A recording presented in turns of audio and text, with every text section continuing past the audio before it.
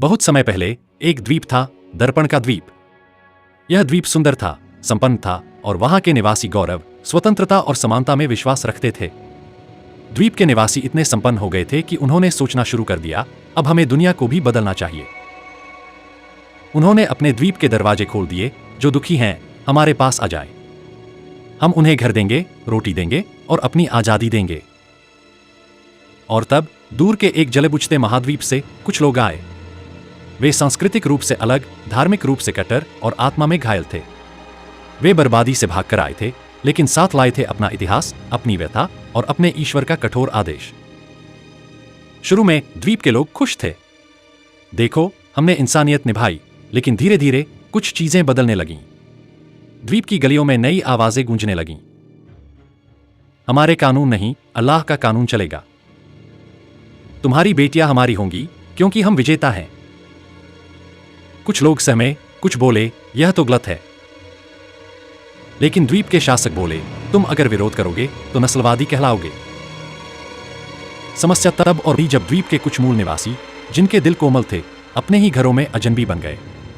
उनकी बेटियां अब स्कूल जाने से डरती थीं, उनके बुजुर्ग सड़कों पर पीटे जाने लगे और बाजारों में शोर था, शरिया लागू करो।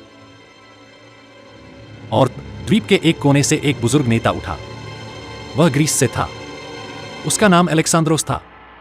उसने यूरोपीय महासभा में खड़े होकर कहा, हमने करुणा के नाम पर आंख मूंद ली और जिन हाथों को थामा, वे ही अब हमारी गर्दन दबा रहे हैं। यह धर्म नहीं, यह रणनीति है। यह शरणार्थी नहीं, सांस्कृतिक योद्धा है। हमें नहीं बदला तो हम मिटा दिए जाएंगे। कुछ देश, हंगरी, पोलैंड, ने पहले ही दरवाजे बंद कर दिए थे। वे चुपचाप मुस्कुरा रहे थे, हम जानते थे। द्वीप, यूरोप। अतिथि, शरणार्थी मुसलमान, विशेषतः कट्टरपंथी सोच वाले। शासन, वामपंथी सेक्युलर तंत्र जो नैतिकता के नाम पर आंख मूंद लेता है। शोर, कट्टरपंथी आवाजें जो बहुसंख्या में बदलती जाती हैं। एलेक्सांद्रोस, वह चेतावनी देने वाला नेता जिसे समाज अक्सर देर से सुनता है। सवाल जो कहानी उठाती है, क्या सहिष्णुता का मतलब आत्मघात है? क्या बहुसंस्कृतिवाद बिना मूल्य परिभाषा के संभव है? क्या लोकतंत्र खुद को खत्म करने वाली विचारधाराओं को संरक्षण दे सकता है? क्या भारत के शास्त्रों में भी इस प्रकार के अतिथि और आक्रांता की स्थिति की कोई चेतावनी या नीति दी गई है? कब दया उचित है और कब वह मूर्खता बन जाती है? क्या धर्म और सहिष्णुता में भी सीमाएं होती हैं? अतिथि देवो भवः, तैत्तिरीय उपनिषद। भारत की संस्कृति ने सदा यह सिखाया, अतिथि में ईश्वर का वास होता है। परंतु क्या यह नियम सभी पर लागू होता है? मनुस्मृति कहती है, न तो यह संज्ञया शत्रुस्तं गृहे स्थापित कथम स्वेदन्याय मार्गेण चरति स विधार्य स्यात्। 8.351। जो अतिथि होकर शत्रु जैसा व्यवहार करता है, उसे घर में नहीं रखना चाहिए। यानी अगर अतिथि धर्म के मार्ग पर न चले, घर के नियम को न माने, तो वह अतिथि नहीं, आक्रांता होता है। जब विभीषण रावण को छोड़कर राम की शरण में आया, तो राम ने कहा, सखा, शरणागत रक्षा मेरा धर्म है। लेकिन लक्ष्मण ने चेताया, यह रावण का भाई है, धोखा दे सकता है। राम उसे परीक्षण के बाद स्वीकार किया, क्योंकि वह शरणागत था, लेकिन उसने धर्म का पालन भी किया। वह आक्रामक नहीं, न्याय की ओर झुका हुआ था। यानी शरणागत को शरण देना धर्म है, लेकिन विवेकहीन दया अधर्म है। शकुनी ने दुर्योधन को नीति से भ्रष्ट किया और हस्तिनापुर की नीति व्यवस्था कमजोर होते ही मूल संस्कृति का पतन शुरू हो गया। कर्ण, जो शत्रु पक्ष में था, धर्म को समझता था, लेकिन सांस्कृतिक द्वंद्व में फंस गया। श्री कृष्ण ने गीता में स्पष्ट कहा, सधर्मान परित्यज्य मामेकं शरणं व्रज। धर्म का रूप तभी पवित्र होता है जब वह सत्य और न्याय से जुड़ा हो, न कि जब वह भीरुता बन जाए। बुद्ध ने अहिंसा परमो धर्म कहा, लेकिन साथ ही यह भी सिखाया, धर्म के नाम पर अधर्म को स्वीकार करना स्वयं धर्म का अपमान है। यानी अहिंसा का अर्थ यह नहीं कि अत्याचारी को खुली छूट दी जाए। यूरोप की स्थिति को हम कुरुक्षेत्र के रूप में समझ सकते हैं। जहां एक ओर दया और करुणा है, युद्ध से डर, तो दूसरी ओर संस्कृति, न्याय और अस्तित्व की रक्षा भी है। श्री कृष्ण ने कहा, यदि तू अब भी युद्ध नहीं करेगा तो अपनी मर्यादा खो देगा और पाप का भागी बनेगा। चाणक्य नीति कहती है, इन्हें से काम न बने तो दंड का प्रयोग करो, और संस्कृति को न माने उसे राज्य से बहिष्कृत करो। दया उस पर करो जो उसे समझे। शत्रु पर दया अपने बच्चों के लिए मृत्यु का निमंत्रण है।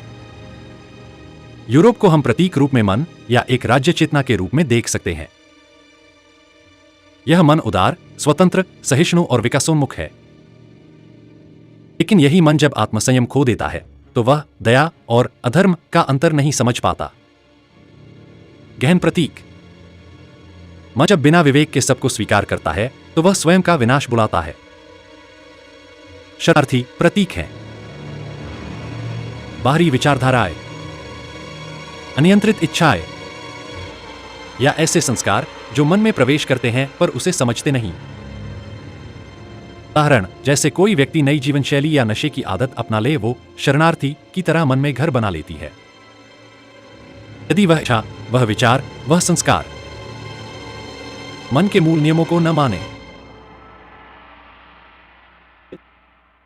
और मन को तोड़ने लगे तो आक्रांता बन जाता है। का अर्थ केवल मजहब नहीं बल्कि आत्मा का संतुलन, न्याय और नियम है। यदि कोई विचारधारा धर्म का पालन नहीं करती बल्कि अपने नियम थोपती है, जैसे शरिया, तो वह धर्म विपरीत है। प्रतीकात्मक रूप से असंतुलित तत्व जब भीतर प्रवेश कर जाए और वह आत्मा की मर्यादा को न माने तो धर्म संक्रमण होता है। संस्कृति शरीर के वस्त्र की तरह है, वह चेतना को ढकती है, उसकी पहचान बनाती है। जब बाहरी विचारधाराएं संस्कृति को नकारती हैं तब वस्त्र फटने लगता है और मनुष्य की मूल पहचान टूटने लगती है। जैसे एक साधक साधना करता है पर फिर मोह में पड़कर नई विचारधाराओं से प्रभावित हो जाता है तो वह अपनी यौगिक संस्कृति खो देता है। जब एक देह चरण देता है तो वह अपने द्वार खोलता है। यह द्वार सिर्फ भौतिक नहीं बल्कि इनकी मांग और सांस्कृतिक द्वार भी होते हैं। प्रतीकात्मक चेतावनी। हर द्वार खोलने से पहले प्रश्न करो, क्या जो अंदर आ रहा है वह प्रकाश है या छाया? शुरुआत में सब सुंदर लगता है, विविधता, बहुसंस्कृति, समानता, पर यदि भीतर प्रवेश कर रहे तत्व असुर हो और वे अहंकार, हिंसा और अपसंस्कृति के प्रतीक हों तो वो रावण की सोने की लंका बनाते हैं। बाहर से सोना, भीतर से आग। यूरोप की स्थिति अर्जुन जैसी है।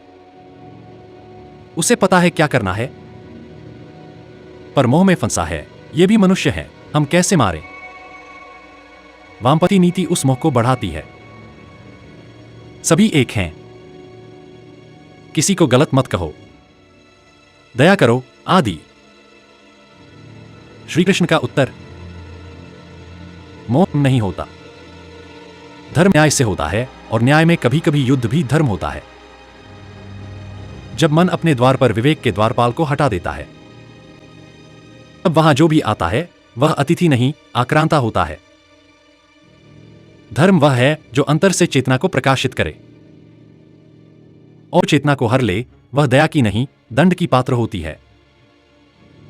यदि किसी राज्य या क्षेत्र में किसी बाहरी समुदाय की जनसंख्या निरंतर और तीव्र गति से बढ़ती है और मूल समुदाय की जनसंख्या घटती है तो सामाजिक सांस्कृतिक असंतुलन उत्पन्न होता है। यूरोप में क्या हुआ? एक 970s-90s के बीच में यूरोप में जन्मदर गिर रही थी। इस्लामिक देशों के शरणार्थी आए जिनकी बर्थ रेट ज्यादा थी। अनुपात घटेगा।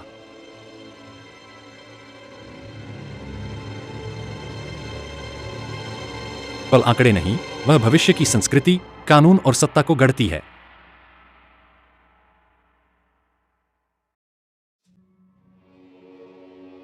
लोकतंत्र, लिबरलिज्म, लैंगिक समानता, व्यक्ति की स्वतंत्रता, शरणार्थी समुदायों का हिस्सा, सामूहिक पहचान, कलेक्टिव आइडेंटिटी, धार्मिक सर्वोच्चता, महिलाओं की भूमिका पर रूढ़िवादी दृष्टिकोण, शरीयत प्रेरित कानून की मांग, सांस्कृतिक संघर्ष, विशेषकर शहरी क्षेत्रों में नो-गो जोन्स बनते हैं जहां मूल यूरोपीय कानून नहीं चलते। एक समाज एक जीवित तंत्र, लिविंग सिस्टम होता है। यदि आप एक नए इनपुट जैसे शरणार्थी को बिना जांचे परखे सिस्टम में डाल दें तो वह आउटपुट को पूरी तरह बदल सकता है। Feed a different value system into an open society. The outcome is a breakdown of identity. Feedback. आप शरण देते हैं, नई विचारधारा जड़ पकड़ती है, पुरानी संस्कृति प्रतिक्रिया नहीं करती, नई विचारधारा सत्ता और संस्कृति पर हावी हो जाती है। इन ग्रुप वर्सेस आउट ग्रुप सिद्धांत। हर समाज में लोग अपने और दूसरों को दो समूहों में बांटते हैं। इन ग्रुप हम जिनसे पहचान होती है, आउट ग्रुप वे जिनसे दूरी महसूस होती है। जब आउट ग्रुप बहुत बड़ा हो जाए और वह इन ग्रुप के नियमों को न माने तब समाज तनाव, हिंसा और विभाजन की ओर बढ़ता है। यूरोपीय वामपंथी सोच। सभी मानव एक समान है, धर्मनिरपेक्षता, सभी को समान अधिकार, हमारी सहिष्णुता हमारी श्रेष्ठता है। वास्तविकता। जब एक समूह आपकी सहिष्णुता को कमजोरी समझता है तो वह उसी तंत्र का उपयोग कर आपको बदल देता है। Unlimited tolerance leads to the end of tolerance. Karl Popper, paradox of tolerance. Police और न्यायिक संस्थाएं इस्लामोफोबिया के आरोपों से डरती हैं। अपराध होने के बावजूद कठोर कार्यवाही नहीं होती। इससे एक तरह की सामाजिक छूट, इम्यूनिटी बन जाती है। नतीजा, मूल समाज में गुस्सा, असुरक्षा और सांस्कृतिक पराजय की भावना। यदि किसी राज्य की पहचान केवल संविधान से हो और उसकी सांस्कृतिक आत्मा क्षीण हो जाए तो वह सिर्फ प्रशासनिक ढांचा बनकर रह जाता है। जब बाहरी विचारधाराएं उस ढांचे को अपने अनुसार ढालने लगें तब वह स्टेट तो रहता है पर नेशन नहीं। समावेशन, जहां शरणार्थी मूल समाज की भाषा, कानून, संस्कृति सीखते हैं। करण, जब वे अपने समुदायों में ही बंद रहते हैं और बाहर की संस्कृति को तुच्छ मानते हैं। यूरोप में पृथक्करण की प्रवृत्ति अधिक रही जिससे गैटो संस्कृति, अलगाव और बाद में कट्टरता पनपी।